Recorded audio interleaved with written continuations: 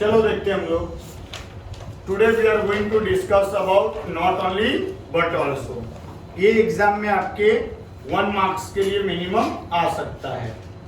ज्यादा से ज्यादा अगर किसी ने पूछा तो आप 2 मार्क्स होगा, इससे ज्यादा नहीं होगा। मिनिमम 1 मार्क के लिए 12th में और 11th में या 10th स्टैंडर्ड के बच्चों को भी नॉट ओनली बट ऑल्सो पूछते हैं, बट आपको उसका इस्तेमाल नहीं मालूम होता है। और एक फायदा ये है नॉट ओनली बट ऑल्सो सीखने का कि अगर आपको नॉट ओनली बट ऑल्सो आ गया ना तो आप थोड़ा बहुत क्या कर सकते हो, इंग्लिश भी बोल सकते हो, या कुछ वर्ड फ्रेम नहीं कर पाते हो तो आप उस वर्ड को भी फ्रेम कर लोगे। जैसे कि अगर बोला जाए कि मैं बोलना चाहता हूं कि मैं एक अच्छा टीचर ही नहीं, एक अच्छा क्रिकेटर भी हूं, तो मैं किस तरीके से, अगर मेरे पास वर्डिंग नहीं है तो मैं इसी तरीके से आके बोलूंगा कि मैं एक अच्छा क्रिकेटर हूं और एक अच्छा क्या टीचर भी हूं। लेकिन मैं इसको इस तरीके से नहीं बोल के मैं इसको हिंदी में कैसे बोल सकता हूं कि मैं केवल एक अच्छा टीचर ही नहीं बल्कि एक अच्छा क्रिकेटर भी हूं। समझ में आया? तो केवल नहीं बल्कि, नॉट ओनली का मतलब क्या नहीं होगा, केवल नहीं हिंदी में, सिर्फ नहीं, और बट ऑल्सो का मतलब भी। अब ये एक चीज तो दिमाग में रखिए कि नॉट ओनली बट ऑल्सो में एंड के जगह पे, कहां पे, एंड के जगह पे हम किसका इस्तेमाल करने वाले हैं, बट ऑल्सो। एंड के जगह पे किसका इस्तेमाल होगा, बट ऑल्सो। तो ये तो चीज क्लियर हो गया कि सर एंड के जगह पे बट ऑल्सो का इस्तेमाल करना है। नॉट ओनली का इस्तेमाल कहां करना है, ध्यान दीजिए। नॉट ओनली का इस्तेमाल वहां पे करना है, अरे हंसो मत, ध्यान दो। नॉट ओनली का इस्तेमाल वहां करना है जहां पे दो चीजों के बीच में कंपैरिजन हो रहा है या दो चीजें एक जैसी सिमिलर दिख रही हैं। ऐसे जगह पे नॉट ओनली का, उसके पहले नॉट ओनली का इस्तेमाल करना है। मैंने कुछ एग्जांपल लिखे हैं नॉट ओनली बट ऑल्सो के, देखोगे ध्यान से। यहाँ पे आपको ना टेंस देखना है, ये सब नहीं देखना है कि सिंपल प्रेजेंट है, प्रेजेंट कंटिन्यूअस है, पास्ट कंटिन्यूअस है। आपको सिंपली एक सेंटेंस दिया होगा और बोलेगा कि नॉट ओनली बट ऑल्सो का इस्तेमाल करो, या अगर ऐसे नहीं बोलेगा कि नॉट ओनली बट ऑल्सो का इस्तेमाल करो तो आपको सीधे बोलेगा क्या मालूम है, बोलेगा start with not only.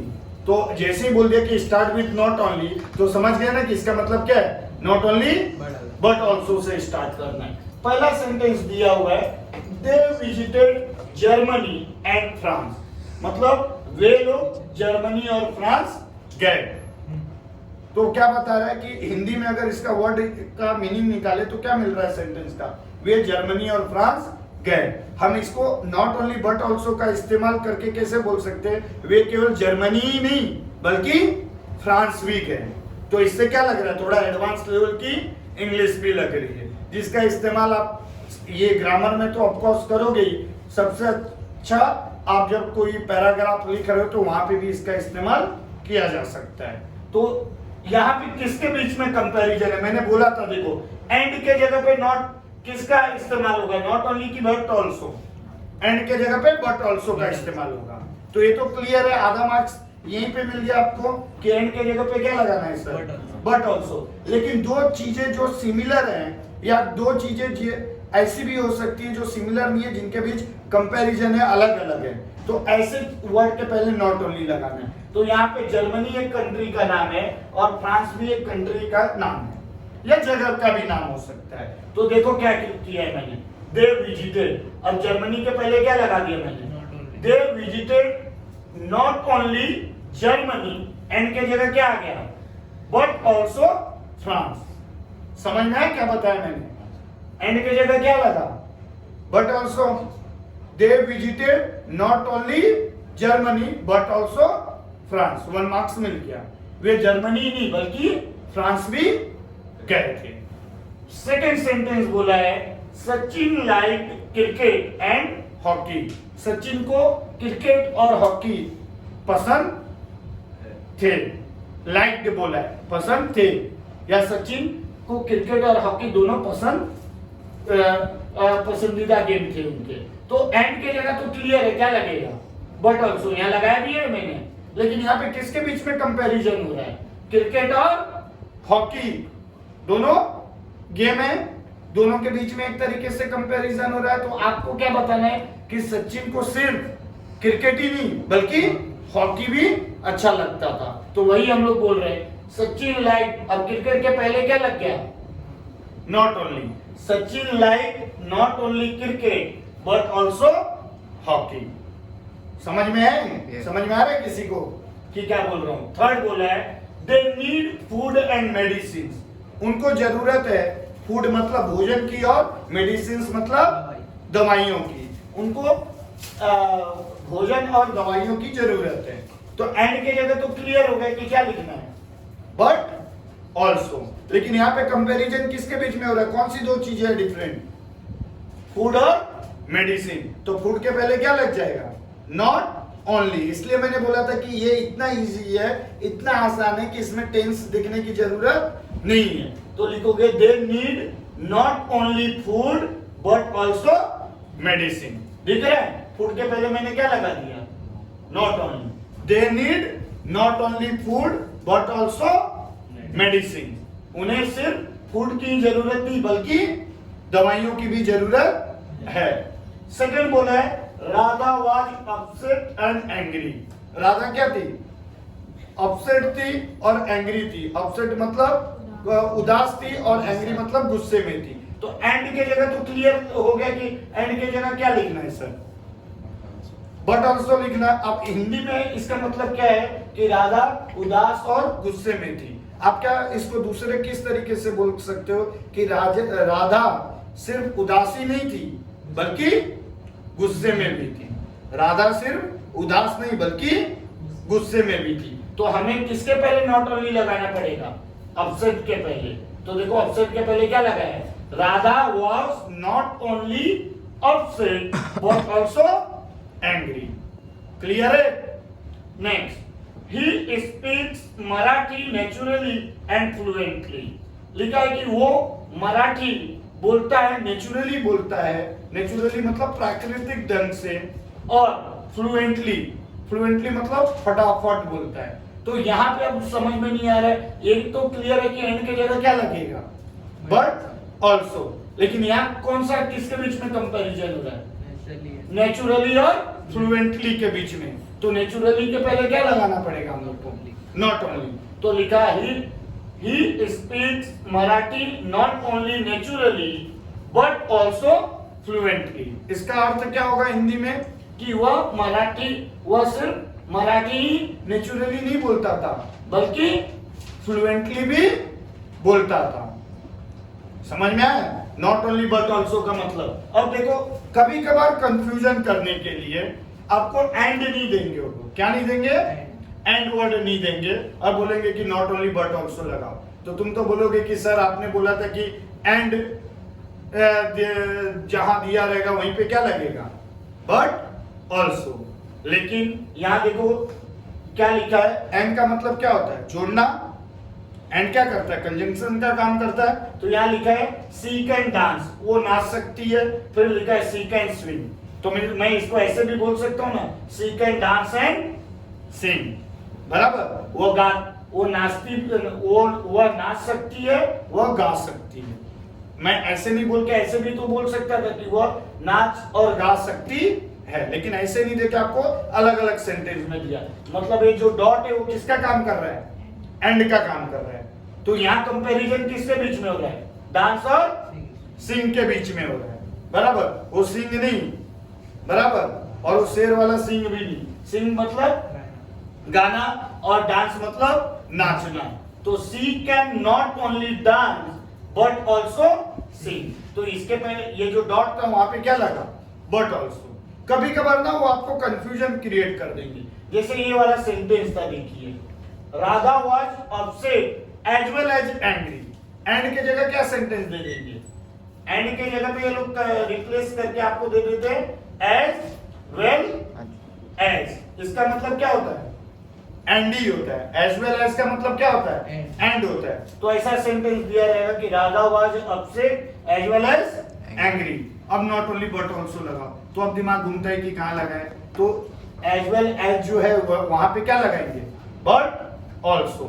As well as का दूसरा मतलब क्या होता है, और। जैसे मैं बोलूं कि आई एम फाइन एंड हैप्पी, तो मैं इस तरीके से नहीं बोल के मैं क्या बोलूं, I am fine as well as happy. तो एंड और एज वेल एज दोनों क्या है, सिमिलर है। तो एंड नहीं देगा, कभी कभार एज वेल एज दे देगा, तो समझ जाना कि वो क्या है, एंड है, और उसके जगह पे क्या लगेगा, बट ऑल्सो। ये बोला she can dance, she can sing, दोनों के बीच में डॉट था जिससे हमने पकड़ा कि क्या है। नेक्स्ट वर्ड देखो, he can make people laugh, फिर डॉट दिया है, he can make people cry, वह लोगों को हंसा सकता है, वह लोगों को रुला सकता है।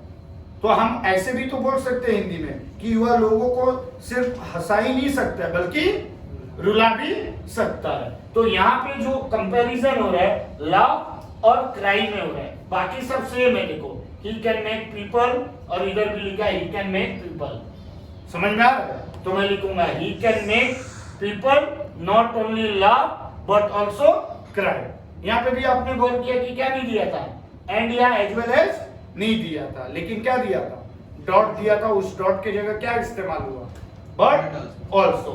नेक्स्ट आप देख सकते हो कि लिखा है कि Salman and Sunny both are actor. Salman and Sunny दोनों के दोनों क्या है, एक्टर हैं, अभिनेता हैं, हीरो, जो मूवी में ये करते हैं, एक्टिंग करते हैं, अभिनय करते हैं। तो इसमें अब देखोगे तो एंड के जगह पे क्या लगेगा सर, बट ऑल्सो। एंड के जगह क्या लगेगा, बट ऑल्सो। नॉट ओनली किसके जगह पे लगेगा, किसके बीच में कंपैरिजन हो रहा है, किसके बीच में कंपैरिजन कर रहे हैं हम लोग, सलमान और सनी के बीच में। तो पहले नॉट ओनली लग जाएगा ऐसे सेंटेंस में, क्या लग जाएगा, नॉट ओनली सलमान, एंड के जगह but also Sunny both are actor. सिर्फ सलमान ही नहीं बल्कि सनी भी एक्टर है। समझ में आया क्या किया मैंने, जब दो नाम आएंगे तो क्या करेंगे, नॉट ओनली पहले लगेगा, उस दो नाम के पहले। दूसरा दिया देखो मैंने यहाँ पे, अब हीरो हीरोइन के नाम हटा के लिखा है India and Pakistan played very well. India और पाकिस्तान दोनों ने बहुत अच्छा खेला। अब इसको जब करोगे तो क्या लिखना पड़ेगा, एंड के जगह क्या आ गया, बट ऑल्सो। एंड के पहले क्या आएगा, बट ऑल्सो। लेकिन यहाँ कंपैरिजन क्या, कौन से नाम आ गए, इंडिया और पाकिस्तान, तो नॉट ओनली को पहले लेना पड़ेगा। कभी भी नाम आएंगे तो नॉट ओनली को क्या करना पड़ेगा, पहले लेना पड़ेगा। Not only India but also Pakistan played very well. ना सिर्फ भारत ने ही नहीं बल्कि पाकिस्तान ने भी बहुत अच्छा खेला। क्लियर है, नॉट ओनली बट ऑल्सो। जब नाम आ रहे हैं तो नॉट ओनली पहले आ रहे हैं। यहां देखो वापस नहीं समझ जाए तो, Akbar and Birbal way clever. Akbar और बिरबल दोनों क्या थे, चालाक थे, चतुर थे, बुद्धिमान थे। तो अब यहाँ पे एंड की जगह क्या लगेगा, बट ऑल्सो। तो हम क्या बता सकते हैं, जैसे हिंदी में इसका अर्थ हुआ कि अकबर और बिरबल दोनों क्या थे, बुद्धिमान थे। मैं बुद्धिमान या चालाक इस तरीके से नहीं बोल के, हम इस तरीके से भी बोल सकते हैं कि सिर्फ केवल अकबर ही नहीं बल्कि बिरबल भी चालाक था। तो हम नॉट ओनली पहले लगाएंगे, not only Akbar but also Birbal way clever. तो एंड की जगह क्या लग गया, बट ऑल्सो। और अकबर और बिरबल दोनों के बीच में कंपैरिजन हो रहा था तो उसके पहले नॉट ओनली हो गया। क्लियर है, इसी से आप इंग्लिश के सेंटेंस भी बनाना सीख सकते हो। Next, Kangana is lovely and fair. अब ये हंसा, क्या नाम है, यूसुफ, कंगना का नाम सुन के। Kangana is lovely and fair. Kangana कौन है, बहुत ही प्यारी और गोरी है, बराबर, हाँ है, रियलिटी में है। कंगना रनौत हीरोइन है, तो कंगना हीरोइन का नाम है भाई, कंगना बहुत ही प्यारी और क्या है, गोरी है। तो अब एंड के जगह क्या लग गया, बट ऑल्सो। अब मुझे दूसरे तरीके से बताना है नॉट ओनली का इस्तेमाल करके, तो मैं बोलूंगा कि कंगना सिर्फ प्यारी ही नहीं बल्कि गोरी भी है।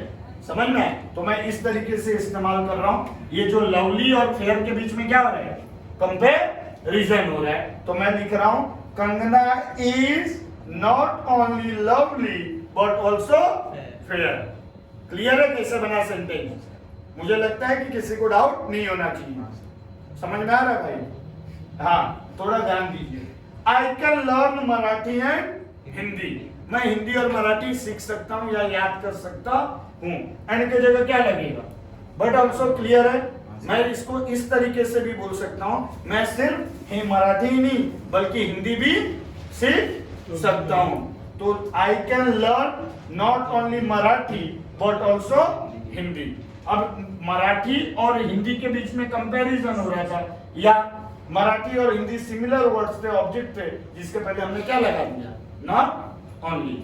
नेक्स्ट सेंटेंस बोला है, Ramesh reads and understands English. देखो सिंपल प्रेजेंट टेंस का सेंटेंस दिया है कि रमेश पढ़ सकता है और समझ सकता है इंग्लिश को। तो अब यहाँ पे क्या, किसके बीच में डिफरेंसेस हैं, रीड्स और अंडरस्टैंड, और एंड के जगह पे क्या आ जाएगा, बट ऑल्सो, क्लियर है। तो हमें रीड्स के पहले क्या लगाना होगा, not only. Ramesh not only reads but also understand English. तो ये हिंदी में क्या होगा, रमेश सिर्फ पढ़ता ही नहीं बल्कि समझता भी है इंग्लिश को। क्लियर है, नॉट ओनली बट ऑल्सो। तो ये नॉट ओनली बट ऑल्सो था।